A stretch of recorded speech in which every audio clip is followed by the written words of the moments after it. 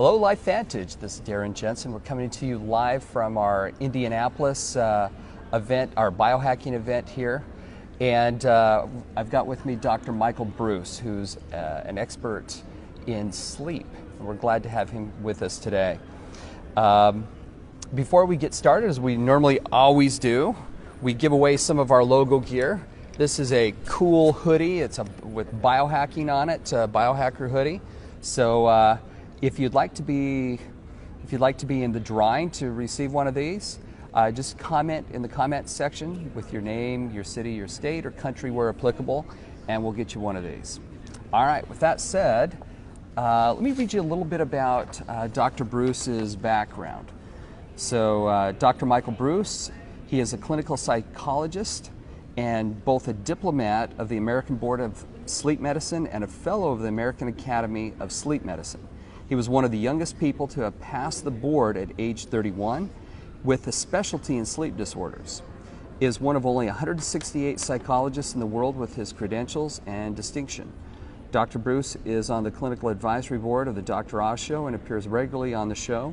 And Dr. Breus currently resides outside of Los Angeles and maintains a private practice in that area. I do. Well, thank you for joining us on our Facebook thanks Live for having today. me.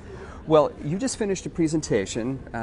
We had about 5,000 people here at our event. It was awesome, by the way. Well, you were awesome. I mean, Thanks. our people really liked what you're presenting, and I think so many people have challenges with sleep. Yes. That what you were talking about was was very appropriate. So I was taking notes feverishly on my phone, and I didn't have a printer here in this facility, so I have them here on my phone. So. I'm just going to go through some of my notes and let's Absolutely. talk to them because, I mean, it was a fascinating presentation. Now, a couple of the things that I liked that you said was that you started looking at some of the common beliefs that we have about sleep. Right. And you were trying to sort through fact from fiction. Exactly. Why don't you talk to us about what is fact and what is fiction in sleep? Sure. So one of the biggest that I hear all the time is the 8-hour myth, right? Okay. So everybody's got to sleep 8 hours. So first of all, that's not true. Let's just get that right out there. If you just looked at it from a math perspective, we know that the average sleep cycle is 90 minutes long and that the average person has 5 of those. So 5 times 90 is 450 minutes, divided by 60 is only 7.5 hours. So right there, 8 hours doesn't match up to what we know is the length and the number of sleep cycles. But even more so, if you're getting good, consistent sleep, your body actually needs less and less of it. So as an adult, I go to bed around midnight and I wake up around 6:30. So I sleep 6.5 hours. I'm the sleep doctor, right? And I sleep only 6.5 hours to 7 hours, but that's what works for me. And so the message I want to give everybody out there is don't kill yourself to try to get 8 hours because you might not actually need 8 hours of sleep. Consistent sleep is actually much better than trying to get a length of sleep. So if you can consistently get 6.5 to 7, that's going to be a good number for you. Well, let me ask you about that consistency. Okay, so one of the trends that we're looking at, being a health company, is the rise of the health-activated individual. Yes. It's people that really pay a lot of attention and biohack their own health. And for instance, a lot of people are wearing Fitbits at night that monitor sleep. I know that I use this ring. It's a Motive, and I really like it because I hate wearing a watch at night. But it's tracking my sleep. And when I go through and I look at what my sleep patterns are, it doesn't look consistent to me. It looks like I'm up, and then it's all jagged, and I'm like, does that even make sense? So what does that mean? Okay, so I've got a whole idea surrounding sleep trackers. So first of all, sleep's a pretty complicated process. So most of the tracking companies were tracking something else before they started tracking sleep. Paces, right? Heartbeat. Exactly, Yeah. and those are very easy things to measure, like weight and calorie and steps and things like that. But when you wake up in the morning and somebody says, how did you sleep? You don't say a 36, right? Or a 65 or a 97 because there's really not a great metric for it. So first of all, we have to find companies that are accurate in their assessment of sleep. So that's number one, is trying to find the right accurate tracker. So you're looking for a company that's going to have a sleep history, that's been involved in sleep, that really understands sleep, has sleep scientists involved, things like that. Step one. But step number two. Are there any good ones out there? I'll tell you the two that I've found that have been the best. One is called the Sleep Score Max. Okay. And full transparency, they've asked me to be on their advisory board because I like their company so much. All right. But they have, it's a 100% sleep company. They don't track anything but sleep, and I like that aspect on them. Okay, good. The other thing that's important is the thing that drives me crazy is somebody comes up to me and they say, what does my sleep look like, Dr. Breus, off of their phone, right? And I say, well, I don't really know what it is because we don't have anything to measure it against. So many of these companies, they'll send you a tracker or you get information and you say to yourself, well, who cares if I got 17 minutes of REM? Like, what does it mean? Right? So what I like is a comparison. So I'm 50, so what the Sleep Score Max does is it actually will compare my sleep to a male age 50. So now I've got a yardstick by which to compare my sleep. That gets a little bit better, but really where the money is, in my mind, is when you actually get information that's personalized based on your previous night's sleep. So when you're looking for a company that's got a history with sleep, that gives you a comparison to somebody, maybe your age and gender, and then also gives you tips that are personalized to your sleep. That's where I think we really see the value in these tracking mechanisms. Okay. So you were, and I interrupted you because you said you were saying something about the first part and then there was a second part. And I'm not sure if I remember what I went through 1, 2, 3. Okay, good. So we were talking about myths, and you said the first myth is 8 hours. You don't necessarily need 8 hours. Yeah. Are there any other myths that are out there? There are a bunch. So one of the ones that I talked about actually on stage had to do with food and sleep, right? And so people all the time say, well, I heard that turkey makes me feel sleepy, right? Because of the thing called tryptophan in it. But it does. I don't know why. So I can tell you why. So first of all, the reason you're tired after Thanksgiving has nothing to do with turkey. You'd actually have to eat a 26-pound turkey. It ain't gonna happen. No, even in my best days in college, I couldn't eat a 26-pound turkey. So to get enough tryptophan. The reason you're so tired after Thanksgiving is because you've been making this holiday meal for days and days and days. Your in-laws are probably driving you nuts, and they're finally leaving, and you're just so relaxed and relieved that you're able to get there. Warm milk is another one. A lot of people say, well, what about warm milk? It's also got tryptophan. You'd have to drink 1.5 gallons of warm milk. And that's just gross, right? That's just gross, guys. But what it turns out is whoever was giving you the warm milk, your grandmother, your mother, somebody who was very caring and loving in your life, you make that association. And so it's really the association and the psychology behind it, not necessarily the milk itself. So those are examples of myths. Another one is that it's bad to take a nap. Right? I'm here to tell you there's nothing wrong with taking a nap, unless you have insomnia. If you do have insomnia, napping is not a good idea because it lowers your sleep drive or your ability to fall asleep at night. But there's nothing wrong with taking a short nap. My favorite are 25 minutes or less. So I don't know if you've ever had this experience, but have you ever taken a nap and felt worse, not better? Yeah, almost always. If I take a nap, I just feel groggy for so long. Exactly. So you're napping too long. Okay. Right? So if you nap 25 minutes or less, you don't get into stage 3, 4 sleep, which is the part that makes you feel really, really groggy, and you'll actually get refreshed from your nap depending upon what time you take it. Now, I'm going to also tell everybody about a nap hack, because we're all here about biohacking. We're all here to talk about all this kind of stuff. So I created a nap that I call the Napa Latte. All right? So you take a cup of drip coffee, black drip coffee, 6 ounces, put in 3 ice cubes. Drink the whole thing as quickly as you can. Don't worry about the ice, it's just to cool it down. Then close your eyes and take a 25-minute nap. You'll get enough stage 1 and stage 2 sleep to lower something called adenosine in your brain, but caffeine fits in right where the adenosine would in your brain, and it blocks that sleepiness. You're good for 4 hours, guaranteed. Wow. So that I call it the Napa Latte. It's definitely something you guys can check out. Napa Latte, I like that. Any others that you can think of, or is that some of the main myths that are out there? Well, that's some of the main ones that are out there, but one of the big things that people also don't understand is the power of light. So it turns out that light is one of the biggest things to affect our ability to produce melatonin. So remember, everybody, melatonin is that key that starts the engine for sleep. So you really want to make sure that melatonin is flowing when you want it to be and not when you don't want it to be. So in the morning time, if you can get sunlight, that will actually help reduce some of that morning fog that a lot of people experience. And at night, you want to have low levels of light. And even in some cases, there are now commercially available light bulbs or glasses that you can use to block the blue light. So using those things can actually be very, very important and can condense the amount of sleep that you might need and increase the quality. Well, how has sleep changed? Because when you're talking about light and that light has such a powerful effect on sleep, I know for me and like my wife, part of our kind of calming down phase is we'll sit there and we'll read our books on our phones or on our Kindles or whatever. But I can imagine that light is stop. probably, messing this up. So it's a proximity issue for number one. So I'm the only sleep specialist, I think, ever to say it's okay to sleep with the TV on. I think I'm the only guy that says this. So my wife falls asleep with the television on and has since ever since we've known each other. But she really listens to it out of the corner of her ear, right? And so what's going on is her eyes are closed and she's listening. It's just enough of a distraction to allow her to fall asleep. 95% of televisions have a timer in the software now. Just go to the timer. You can set it for 45 minutes if it bothers you. If it doesn't bother you, it's not going to hurt you. But the proximity of the TV is all the way across the room, so the light doesn't have nearly as big an effect. However, if you have a phone right here, it's bright, right in your eyes, or a tablet or a laptop, and you're watching, Game of Thrones or whatever it is you happen to be watching, it's going to have, number one, an emotional component to it. Like if you're playing Candy Crush and you're trying to get your high score. I hate it when I have to buy something on that because I can't get past that level at night. Right, so that kind of jacks you up and makes it hard to sleep. Plus the light is very, very close.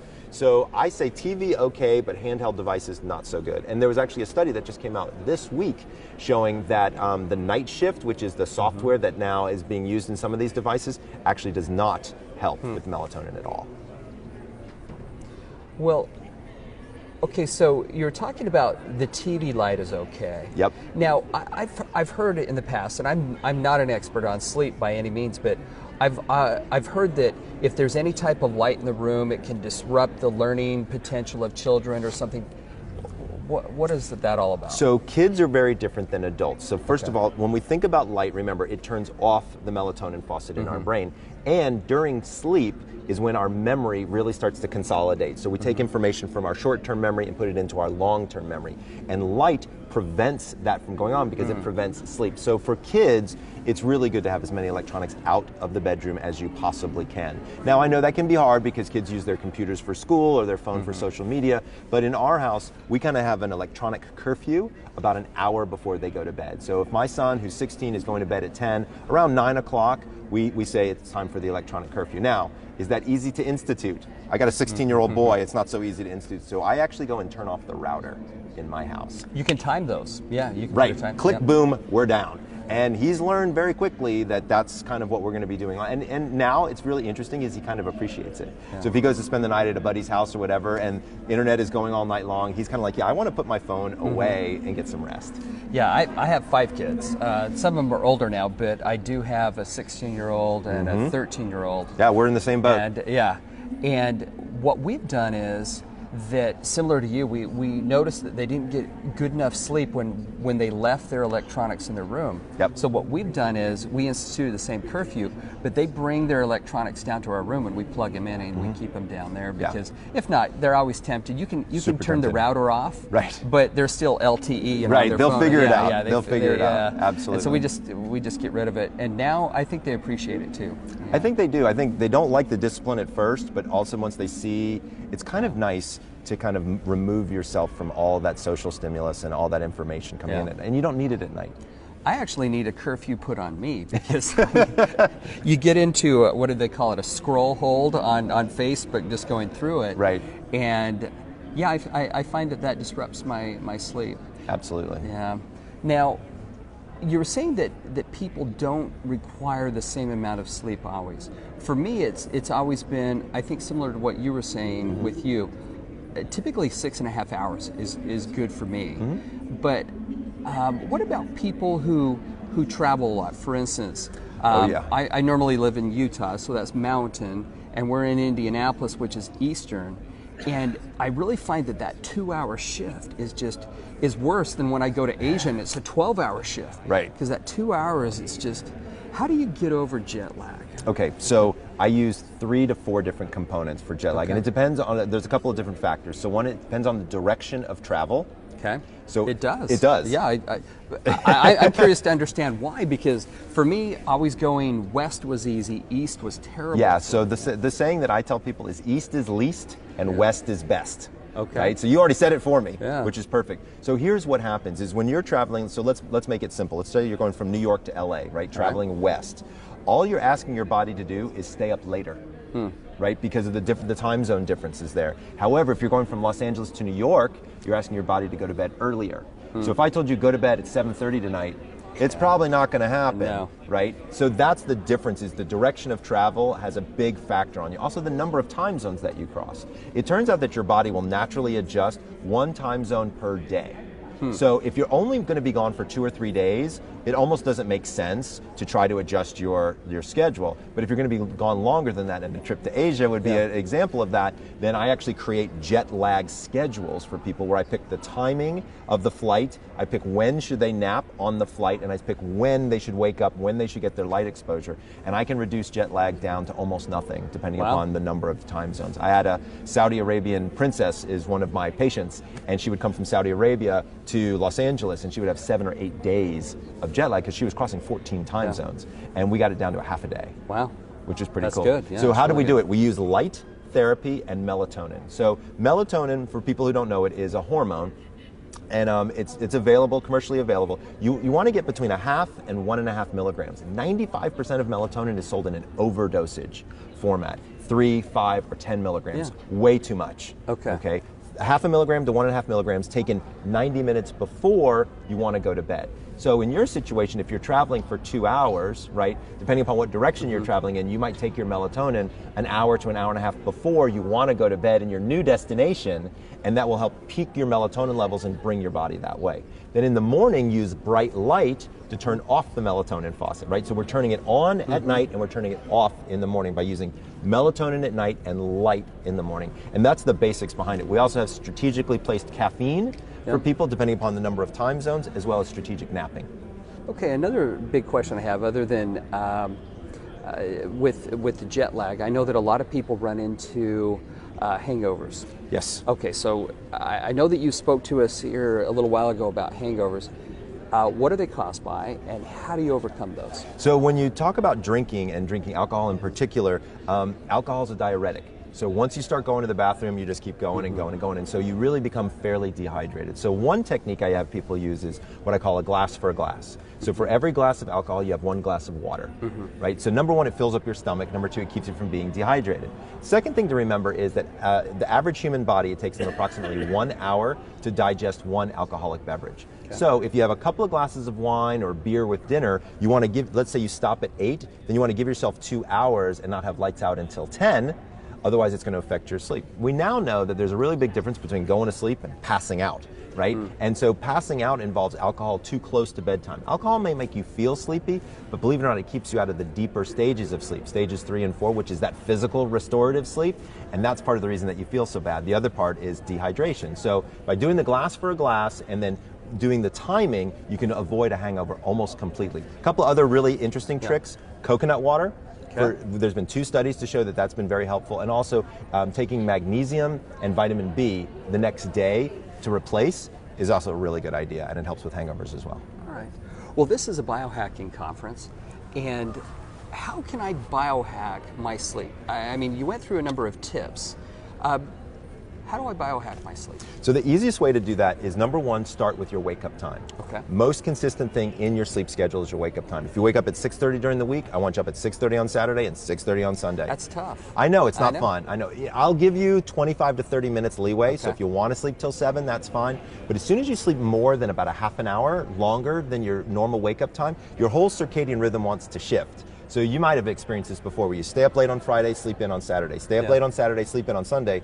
What does your body want to do Sunday night? Stay up late, and Monday morning really stinks. So by keeping it consistent, that's number 1. What it does is, when you get that light in the morning and it reduces the melatonin in the morning, it tells your brain exactly when melatonin is supposed to come on board, and will actually shrink the amount of time that you need to sleep. So you get higher quality in less time, the more consistent your bedtime is, which is a huge hack right there. So how did you overcome that with teenagers? Because we have kids the same age as, because mine want to sleep in. I mean, my daughter, who's 16, I swear it's like noon before she rolls out of bed on Saturday. So here's the caveat, is teenagers. Okay. Leave them alone and let them sleep. My son will sleep until 12, 1 o'clock in the afternoon on Saturdays and on Sundays. He's really trying to catch up on his sleep. Now, he goes to bed around 10 o'clock at night. He gets up around 6:30, so he's getting about 8.5 hours, but he's 16 years old. He plays sports. He plays, you know, he's got lots of activity, so his day is really jam-packed. And on Saturday mornings, look, It's not worth the struggle, number one, and number two, they can actually catch up on sleep. As adults, once you hit about age 22, 25, you're really not going to be catching up on a whole lot of sleep, and your circadian rhythm will lock at that point in time. Remember, teenagers are naturally wanting to stay up late and sleep late. Okay, so teenagers, let them yes, sleep. let them go. Adults, no. Get Adults, up on no. time. Exactly. All right. Darn it. I wish I was a little, no. Okay, so any other biohacks? Absolutely. So again, strategic napping can be done at certain times during the day to give yourself a little bit more oomph. Especially my Napa latte. I think I talked about that before. And so that's a technique where you actually use caffeine and napping at the same time to be able to, so you drink coffee right before your nap, take a 25-minute nap, boom, you're good for 4 hours. Again, not to be used every day and not to be used for people with insomnia. And then I think the other thing, again, when we were talking about is using our bedroom in order to allow us to sleep better. So some light is okay, but you want to be careful. Light from a television is fine. Light from the devices, not so good because it's so close. You want to make sure you've got the right mattress, right? So one of the things that a lot of people don't think about is what is the equipment that I'm using for sleep? I believe that sleep is a performance activity, right? And so I'm a runner. If I go for a run in flip-flops and cutoffs with a torn t-shirt and a boombox on my arm, my time's not going to be too good, right? I'll make it from the start to the finish, but it's probably not going to work out so well. But if I've got my Asics on and my dry fit wear, I'm moving quicker. I'm actually more productive in my running. The same holds true with sleep, is if you've got the right bed, pillows, sheets, environment, you will actually sleep better. So let's talk about that equipment. Sure. All right, so there are thousands of different types of mattresses. Yes, that are available, there are. And thousands of different types of pillows. And I know that most people go in, maybe sit down on a bed and say, okay, this is it. Are there different, are there different bed types that are better for different types of people? I mean, some people like firm, some people like soft. There are. What should I look for? So first of all, it's massively confusing, right? You walk into a retail store, there's 30 rectangles sitting there, they all look exactly the same, and you're relying on the salesperson to tell you what's inside and hope that you can make some sort of association. So number one, it's not a great process to begin with. There is data to show that a little bit firmer surface is better for people with low back pain.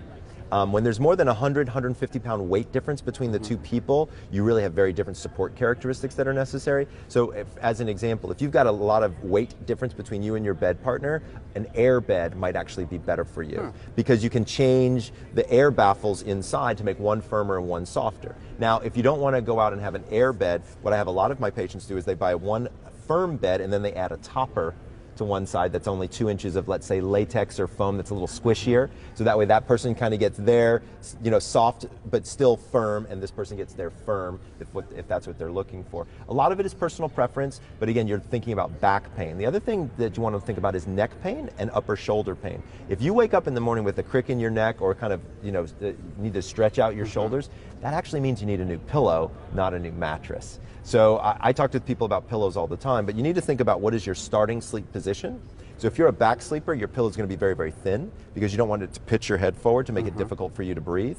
And if you're a stomach sleeper, you also want it very thin because if it's thick, it's going to push your head all the way to the side and hurt your neck.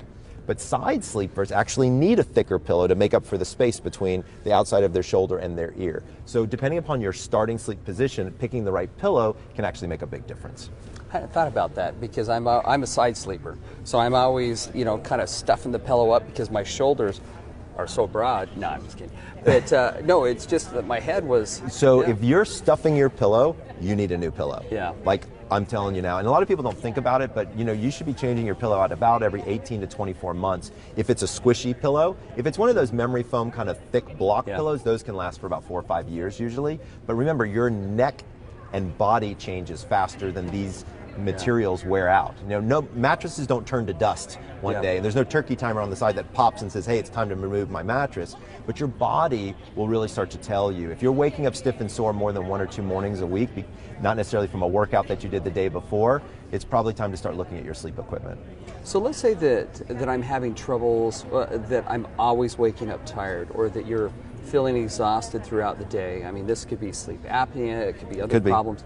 What would you recommend? I mean, what should somebody do? So one of the first things I talk to with people about is if you're waking up and you're not waking up feeling refreshed, and you've gotten an adequate amount of sleep, then it could be a sleep quality issue. So that's where we look at sleep disorders like apnea, narcolepsy, restless leg syndrome, even insomnia in certain cases. So those are all things that are diagnosed by a physician, specifically a sleep specialist, kind of like me. So if you're waking up consistently unrefreshed, that's definitely something that you're going to want to think about. Another thing is your chronotype. So it turns out that there are these things genetically predetermined in us called chronotypes. So you might not have heard the word before, but people have understood the concept for years.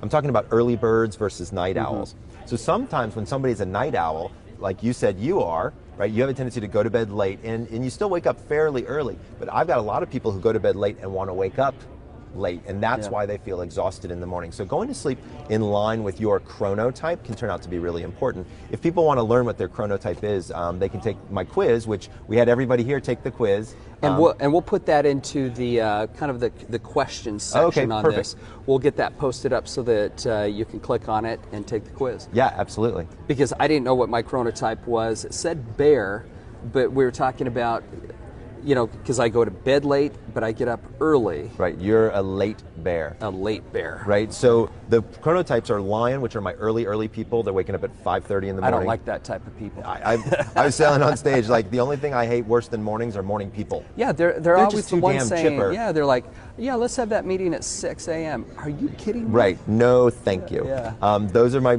lions. My bears, which is what you are, is the majority of the population. 50% of people, they like to get up around 6:30, 7 o'clock. They like to go to bed around 10:30, 11 o'clock. So you're kind of in there somewhere. Then there are the wolves, that's the late night people like me. I never go to bed before midnight. Sometimes it's 1 o'clock in the morning. And I like to sleep a little bit later in the mornings. And then there are my dolphins, and unfortunately they're my problem children. So they're the folks that have insomnia. And so the book that I wrote called The Power of When actually takes your chronotype and teaches you the perfect time of day to do anything. So you don't, it's really kind of cool. It's the ultimate biohack, because if you change the timing in a 24-hour cycle, I can show you exactly when your hormones naturally will be at a point to do a particular activity, whether that's have sex, eat a cheeseburger, run a mile, you name it. I'll have to read that. I got one for you, don't worry. Good. So let's, I guess for a final question, let's say somebody walks up to you and you only have, 20, 30 seconds to talk to them. How do they get and a they better night's say, sleep? look, yeah, Dr. Breus, can you give me just a couple of the main things that I can do to improve my sleep quality, my sleep life? Absolutely. I'm going to give everybody a 5-step process that everybody can do starting tonight. So step number 1 is stick to one wake-up time. We've talked about it a little bit, but remember, that keeps your circadian rhythm consistent. Step number 2 is to stop caffeine by 2 p.m. Remember, caffeine has a half-life of between 6 and 8 hours, so we don't want it affecting our ability to fall asleep at night. Stopping at 2 will allow at least half of it to be out of our system. Step number 3 has to do with alcohol. Stop alcohol 3 hours before bed. That means if you've had 1, 2, even 3 drinks with your evening meal, you give your body enough time to digest it so it doesn't affect your sleep. Step number 4 has to do with exercise.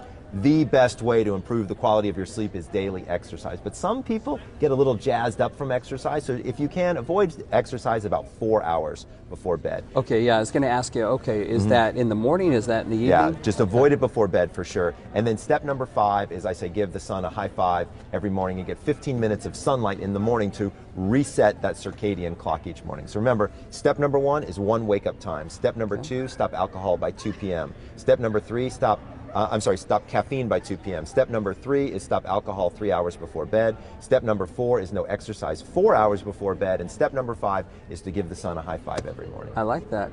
Just one question off of the, you said get up at the same time.